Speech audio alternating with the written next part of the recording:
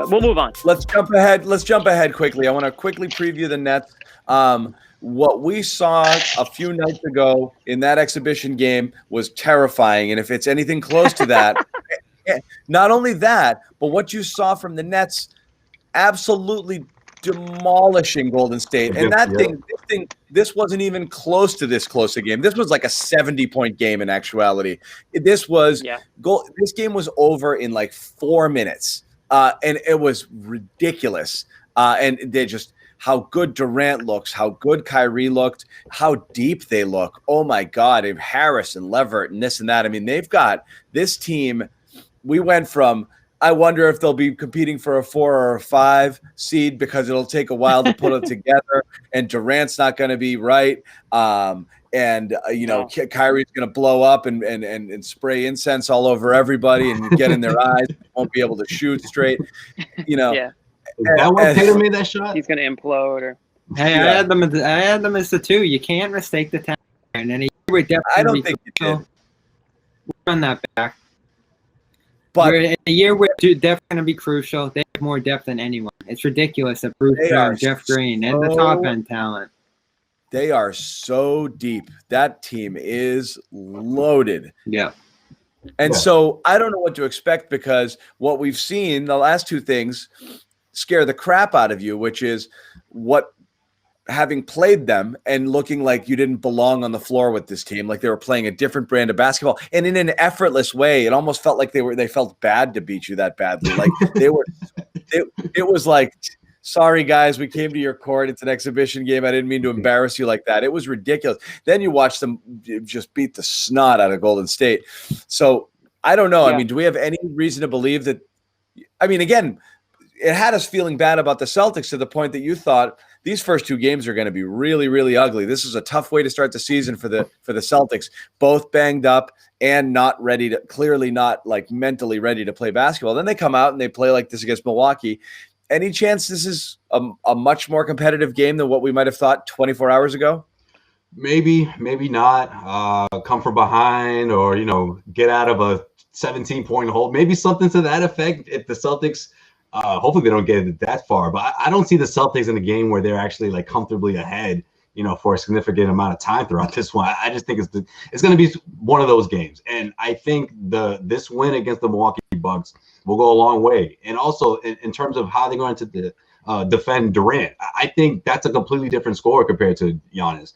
And I'm sure you guys would all agree. So I think it's a great challenge. But also we forget Tristan Thompson didn't play. I don't know if that's going to – I don't think that's the difference that the Celtics are going to need to win this one. But I think we'll get a good sense of how they're able to defend a team like this because they can also defend. I think that's what makes Brooklyn so tough. Sure, Karis LeVert can drop 20 and Spencer Dinwiddie and Joe Harris can get going from deep. But on the other end, I mean, they have a young shocker, who's I think is legit. Jared Allen. I think Taurean Prince is someone that can really defend the corners, and it's just a tough team because they're deep on both ends. But Jeff Teague, how is he going to unfold here? Like, obviously, do we expect this guy to drop 19 a night? I know you guys talked about him being the 3rd leading scorer, but it's going to be interesting to see how the Celtics come up with points. With Shemi. I'm also interested to see when. I think we had a lot of these fantasies heading into the exhibition game. What are they going to do for Kyrie or have in store for him? And then it turned into this frigging, kumbaya love fest. That's the thing I hated about it. I think they need to show some attitude. I hate that. Yeah. So I really don't fall for that stuff. Right. Right. I don't want to see. I don't want to see a hint of that when the game is real, okay? Don't shake hands, don't hug, nothing, okay? Nothing. And I want to see Kyrie miserable all night long, okay? Not because you hate the guy, but you don't want a guy coming in feeling comfortable. Like he's whether you hate him or not hate him, I'm saying they're the enemy. They're now in your way, okay? Yeah. What surprised me most was Jalen, man. He was so happy to see this guy. I'm like, man. See, I don't think that stuff's gonna matter all that much. Like if it got divisive off the court, I don't think that's gonna stop Brooklyn from running their baseline pick and rolls with Kevin Durant. John Fenton, Celtics should take it personal. Like you want to kill. You don't have your fans. you got to get right. You need something to get you friggin' hungry for this game, and not to go out there and like, oh, it's fun to play with these guys. We all go to all-star games together. Like, friggin' take it to this guy, okay? Right. I want to see some snarl out of the team. It's hard to play that way when you're all buddy beforehand. I think Tatum and Brown usually ramp themselves up pretty well. A lot of the league is like that now. I hate it. Oh, I'm not concerned about their level of intensity and desire to win a game like this. I'm worried about Brooklyn's spot-up shooting, their movement, their ball handlers. Like, they just have so much offensively, you can't account for it. If you go back and watch that Warriors game, and I think that dominance there is a little bit overrated. That game said more about the Warriors to me, who I think are a pretty dreadful team. I mean, they came last in the entire NBA last year and are pretty much running it back with Kyrie, which isn't a great combination. But the Nets, their weapons are limitless. The only thing I can think the Celtics could possibly do here is take advantage of Dinwiddie at that 3 spot a little bit. They're playing small along the wings. Celtics got some size there. They play bigger than ever tonight. Probably boards and switches are 2 places where you could get their defense a little bit. And Durant has shown to be a little bit exposable early on the defensive side of the ball. So the Celtics can do some things to maybe try to stay in this for the offensive end. Defensively, no one has the personnel in the league to stop this team defensively. And I think they're geared up for a Warriors level start here, 20-0, 24-0, something like to that stretch, because that's going to be hard after they go 1-1, Bobby. they can just score whatever they need to. They have limitless options. Their second unit's as good as anyone's in basketball. All right, calling it now. Wake up call for the Nets on Christmas. I don't see it. Okay, the way Durant's rolling. So I have a few points and things I want to say. Make all of them. Have your piece. First thing I want to say is, John, I just noticed your Christmas tree up behind you. I'm glad that you got it. I was going to say thank you. Last week, you didn't have it up yet, and I was a little concerned. I didn't know if you were going to run out of time, but it's good to see. I don't see any gifts under it. I think it was leaning against the wall. Yeah. It was. The gifts come tomorrow. That's the first thing I want to say. Second thing I want to say, talking about the Nets depth. I was looking at those preseason predictions on, I forget where it was or who said it, but the award prediction was 6 Man of the Year. And one expert, quote unquote, said LeVert, and another expert said Dinwiddie. And that just, to me, was like, oh my God, the Nets are so deep.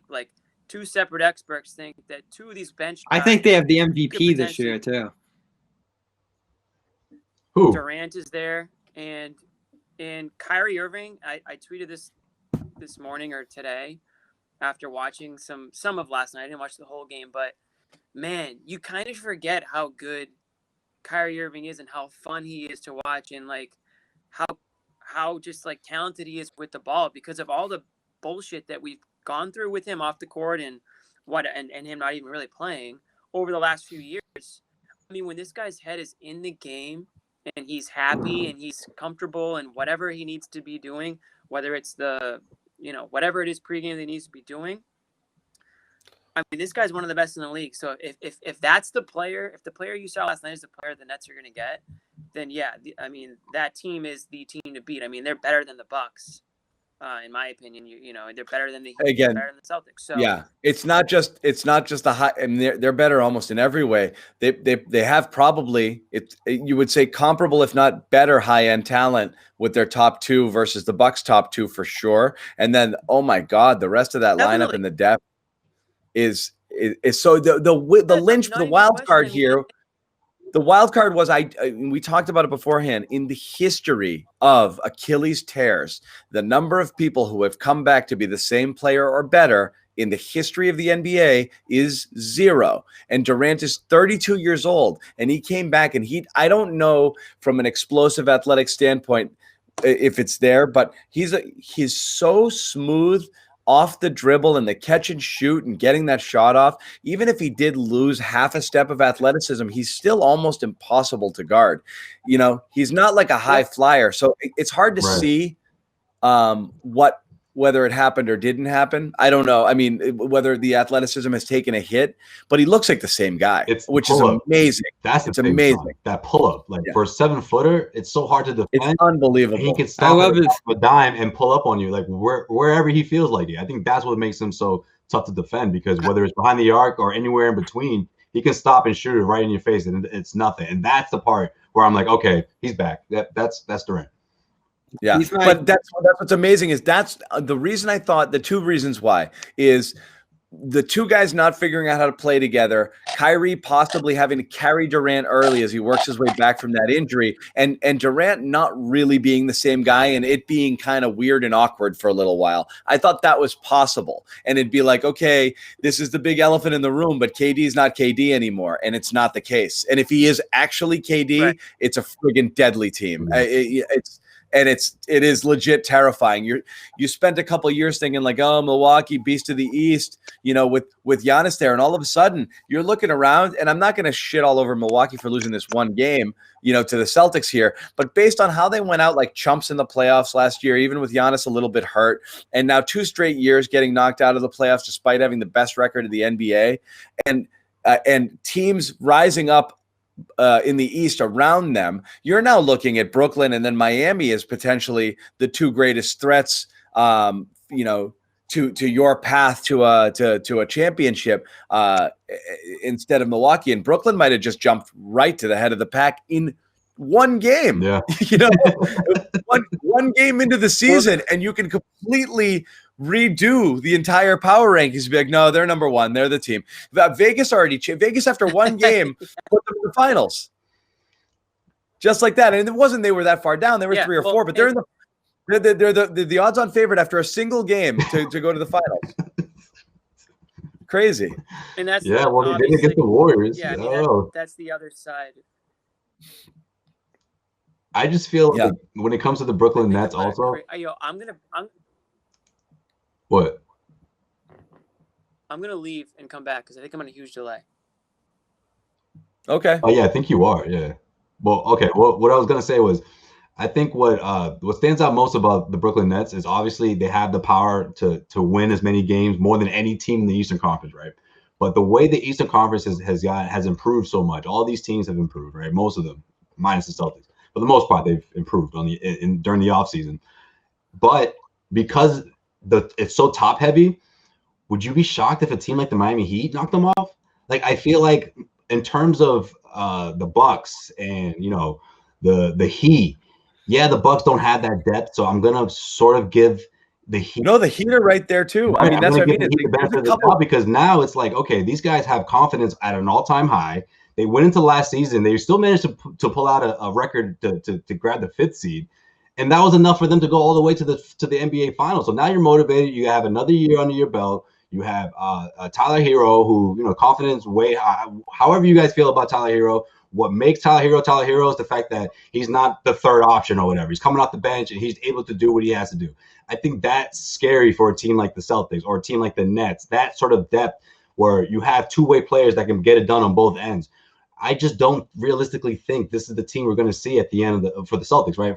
I don't realistically think this is going to be the exact same team. And not even just about Kemba. I just think somehow they're going to address that TPE. So it's so hard to sort of gauge where the Celtics will be at the end of the road. But at least now for the next 2 months, the Celtics, after grabbing a win like the Bucks, I think it's significant because your chances are you're going to drop that game against the Nets on Christmas Day. And you have a handful of tough teams coming up also.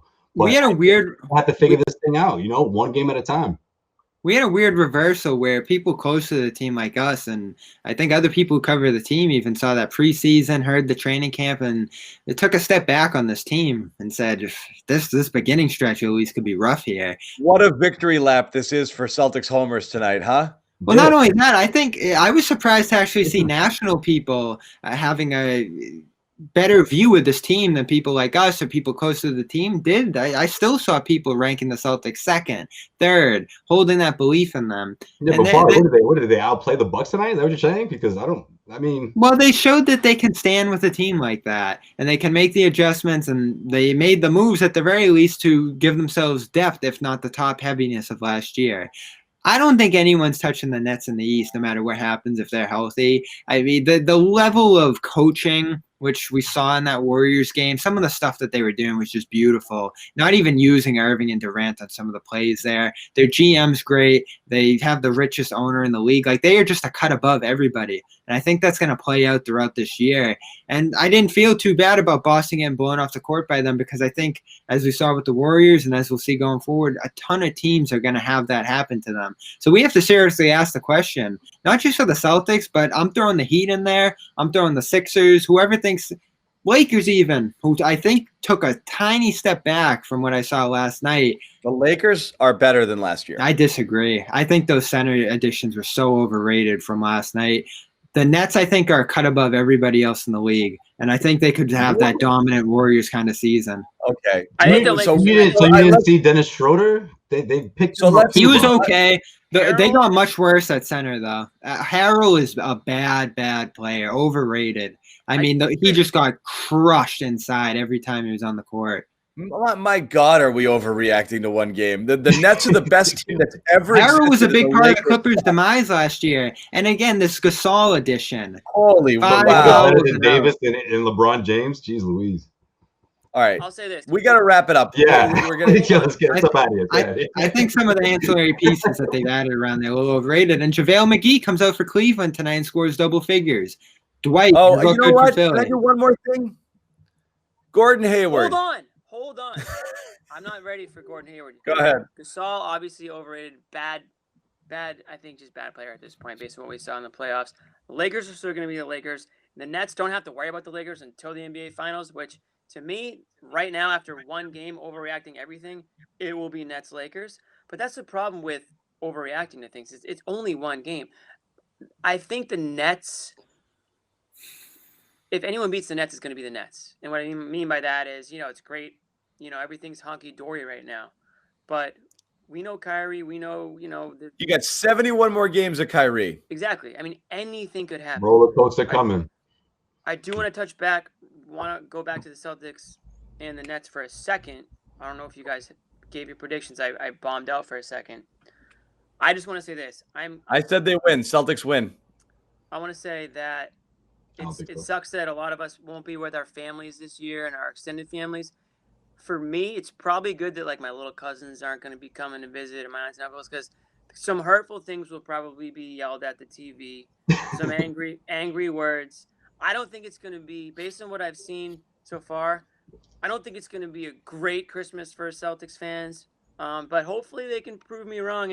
And listen, the way they played against the Bucks gives me some thoughts that it's at least going to be competitive, unlike that preseason game. But I still think the Nets are your favorite going into that game. But we'll see. I'm with you, John. If I see a single hug, I'm gonna throw something at the TV. And Danny Ainge, you can spare me the going down to the court and dabbing it up with Kyrie. Because we all know what that. I want none of it.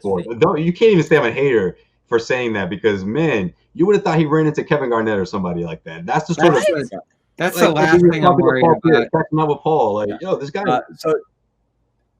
I hate it, but and Jimmy, to your point, I'm doing Zoom presence with my nieces and nephews and my kids at halftime, so they won't hear me swearing at the TV. Okay, I told them halftime. I was, you guys got 15 minutes to open your freaking presents. Yeah, let's go. Let's go. Let's get this going. I'm gonna be okay. Heavily Daddy's tense. Okay, Daddy's a little tense right now. 5 o'clock goes around. I mean, I'm 3 sheets to the wind. I don't know how this post game show is gonna go Wednesday, but listen, depending on how this game goes is gonna determine my level of intoxication, I guess. He's already messed up. Well, it started early because the game's on Friday. Yeah, you're right.